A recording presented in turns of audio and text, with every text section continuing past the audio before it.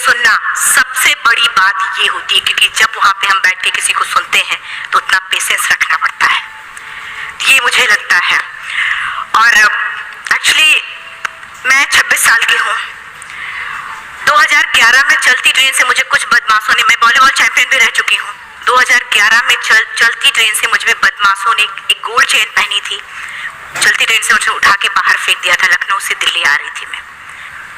Compartment में बहुत सारे, जनरल कंपार्टमेंट था, बहुत सारे लोग थे, किसी ने मना नहीं किया। एक प्लेयर का जो स्पिरिट होता है वो अपने आप, जब कोई छीनने की कोशिश करता कुछ भी, वो देता नहीं है। तो मेरे में भी था, मैंने मना किया और उन्होंने मुझे चलती ट्रेन से वो 4-5 उन्होंने बाहर फेंका। दुर्भाग्य ये था कि उसी समय दूसरी ट्रैक से ट्रेन आई और मैं उस ट्रेन में टकराई, फिर नीचे गिरी, दोनों ट्रेनें निकल गई। कुछ देर बाद मैंने हाथ को ऐसे रख के उठने की कोशिश किया तो देखा कि मेरा पैर कट चुका था। थाई को उठा के मेरा पैर ऐसे जीन्स में लटका हुआ था, ब्लड फोर्सफुली निकल रहा, दूसरे पैर की हड्डियां टूट टूट के बाहर निकल चुकी थी। पूरी रात मैं चिल्लाती रही, ट्रैक पे छोटे छोटे पत्थर होते से चिल्लाती रही कि कोई बचा ले, कोई नहीं आया बचाने। और जब पूरी रात चिल्लाते चिल्लाते इतना कि मुझे दिखाई भी देना बंद हो गया, जब ट्रेन आता था तो वाइब्रेट होता था। इतना ही नहीं, फ्री का इनविटेशन भी लोगों को मिल गया था, कुछ लोगों को। ट्रैक पे आपने ट्रेन की ट्रैक पे छोटे छोटे चूहे देखे होंगे, मेरे कटे हुए पैर पे आके मेरे पैर कुतर रहे थे।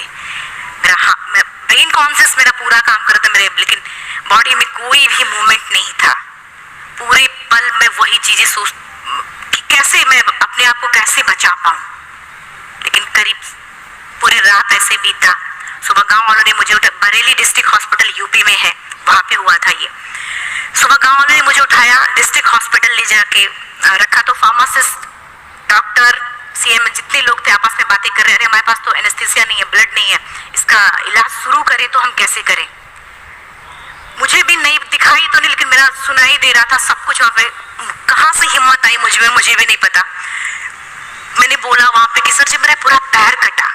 तब मैंने इतनी देर रेलवे ट्रैक पे थी, मैं उस चीज को बर्दाश्त करता, अभी तो आप मेरे अच्छे के लिए मेरे पैर काटेंगे। शायद आपको यकीन नहीं होगा, या फिर कभी आप लोगों ने ये चीज नहीं देखी, कोई डॉक्टर या फार्मासिस्ट अपना ब्लड दे के किसी पेशेंट को बचाया। मेरी इस बात को सुनने के बाद वहां के डॉक्टर और फार्मासिस्ट दोनों ने एक एक यूनिट ब्लड दिया और मेरे पैर को बिना एनेस्थीसिया अलग कर दिया गया। आज भी मैं उस दर्द को महसूस करती हूँ, जब भी मैं जब बोलती हूँ तब मैं वो चीजें महसूस करती हूँ। उसके बाद जब बात मीडिया में आई, लोगों को पता चला कि रिमा नेशनल प्लेयर है, KGMC king George medical college Lucknow में एडमिट करे, लखनऊ से फिर sport minister, AIIMS trauma centre Delhi. तब तक सब ठीक ठाक चल रहा था, प्लेयर होने की वजह से अच्छा ट्रीटमेंट मिलना शुरू हुआ। करीब 4 महीने में एम्स में रही। एम्स में रहने के बाद जब मैं थोड़ा ठीक हुई, करीब 25 दिन बाद ठीक हुई, न्यूज़पेपर में गोल गोल लिख के, अरे अरुणिमा के पास टिकट नहीं था, अरुणिमा ट्रेन से कूद गई। उसका खंडन किया घर वालों ने, फिर बोला कि अरुणिमा सुसाइड करने गई थी। जिस लड़की का शरीर का एक अंग कट चुका, पूरी जिंदगी का पता नहीं, का व्हील चेयर है, बैसाखी, या पता, यहाँ तक कि मेरे स्पाइन में 3 फ्रैक्चर था, मुझे ये भी नहीं पता था कि मैं बेड से उठ भी पाऊंगी कि नहीं।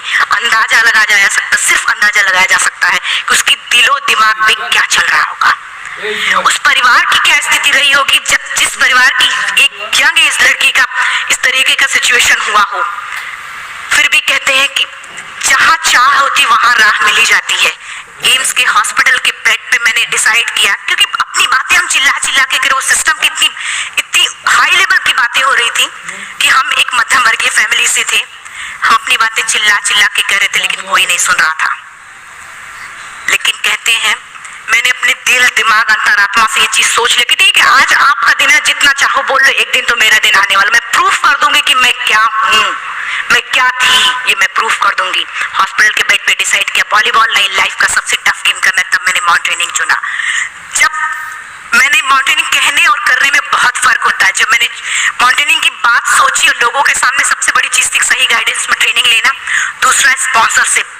इतना बड़ा एक साथ तो मैंने 40 से 50 लाख मैंने वाकई में कभी नहीं देखे थे पहले। मेरे लिए बहुत बड़ी चीज थी वो इकट्ठा कर पाना। जब मैंने लोगों के सामने रखा कि मैं माउंटेनिंग करना चाहती हूँ, एवरेस्ट के लिए मुझे ट्राई करना है, हर किसी ने मुझे बोला कि क्या है, पागल हो चुकी हो क्या, तुम्हारा दिमाग खराब हो चुका, तुम कभी नहीं कर सकती माउंटेनिंग।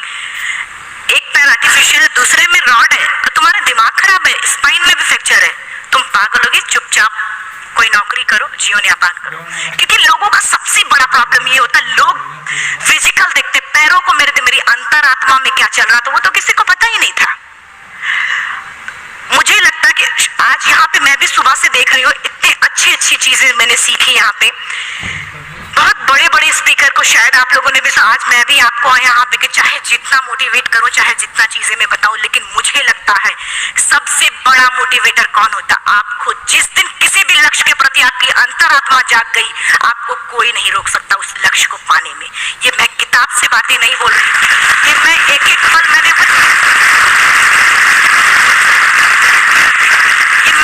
कोई भी किताब की बातें नहीं, मैं एक एक पल आज जो मेरा 26 साल का एक्सपीरियंस है वो मैं बता रही हूँ सिर्फ आपको। उसके बाद किसी तरीके से मैनेज किया मैंने।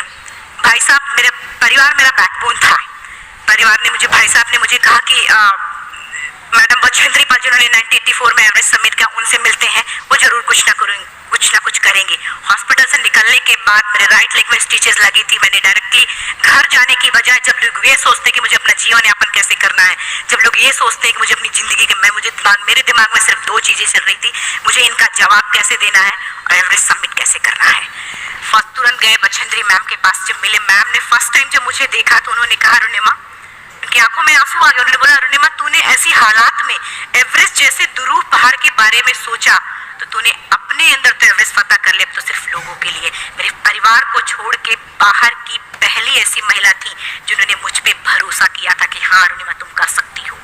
मेरे लिए वही बहुत बड़ी चीज थी। प्लानिंग भी कर ली, मैम भी मिल गई, सब हो गया। लेकिन जब उतरते हैं फील्ड में तब पता चलता कि हम क्या हैं। रोड हेड से मैं पहुंच गई। मैडम ने कहा कि ठीक है, तुम्हारे कहने, तुम्हारे सोचने से कुछ नहीं होगा, अरुणिमा प्रूफ करो कि कर सकती हो। मैंने कहा बस एक मौका चाहिए मुझे। वाकई में जब मैं माउंटेन में पहुंची, रोड हेड से बेस कैंप लोगों को 2 मिनट लगता था, मुझे 3-3 घंटे लगते थे, क्योंकि मेरे राइट लेग की हड्डियां भी नहीं जुड़ी थी। लेफ्ट मेरा आर्टिफिशियल लग चुका था, लेकिन स्टंप एकदम रेड, उसका मतलब घाव एकदम नए थे। मैं अगर पैर रखती थी तो मेरे पैर से जोर से अगर दबा देती तो पैर से मेरे ब्लड आने लगता था। सारे लोग नॉर्मल थे वहां पे। हर कोई ये बोलता कि एक पीक के लिए जाते थे तो हर कोई मुझे ये बोलता कि अरुणिमा, तुम धीरे धीरे आओ। मेरे दिमाग में हर बार यही बात चलती थी कि क्या है, मैंने एवरेस्ट का प्लान किया, मैं इनके बराबर भी नहीं चल पा रही हूँ। खुद से संकल्प लिया कि कोई बात नहीं, एक दिन ऐसा आएगा कि मैं इनसे पहले जाऊंगी। और आपको शायद यकीन ना हो, आने वाले 8 महीने बाद पूरा का पूरा वेट उठा के बेस कैंप से साथ निकलते और टॉप पे पहले पहुंचते। ऐसे करके देखते थे कि अरे ये लोग तो पीछे। खुशी होती थी, उससे भी ज्यादा मुझे खुशी तब होना शुरू हुआ जब वो सारे लोग आके मुझसे ये पूछते, मैडम खाते क्या हो, बता दो।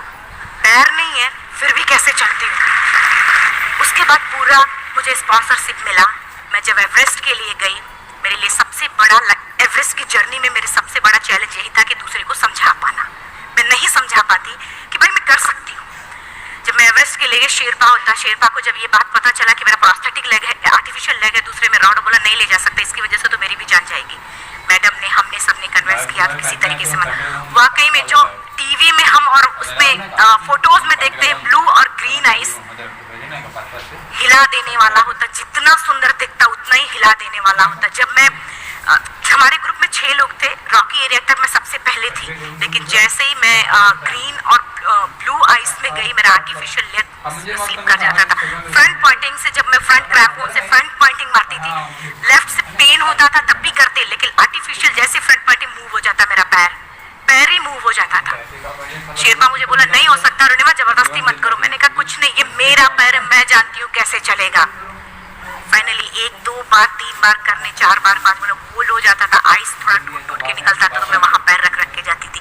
कैंप 3 तक ठीक था, प्रॉपर एक्लेमेटाइज किया अपने आप। कैंप 3 तक जनरली गए। बात जब कैंप 3 के ऊपर की होती है, साउथ कोल समिट, अच्छे माउंटेनियर, अच्छे दिलेर के हौसले धरे के धरे तब रह जाते हैं जब अपनी आंखों के सामने किसी को मरता देखता है। और दिमाग में बात, जब जिसको डिसीजन मेकिंग, और ये दिमाग में बातें जब ये आने लगती हैं कि अरे जिस चीज के लिए हम जा रहे हैं उसी चीज के लिए आदमी मर रहा है, इसी चीज के लोग लिए मर चुके हैं। रात में क्लाइंबिंग, ज़्यादा से ज़्यादा माउंटेनिंग रात में की जाती है क्योंकि वेदर शांत होता है। जब मैं रात में निकली साउथ कोल से, कैंप फोर से, मेरी हेडलाइट जिधर ही हेडलाइट जा रही थी उधर ही डेड बॉडीज मुझे नजर आ रही थी।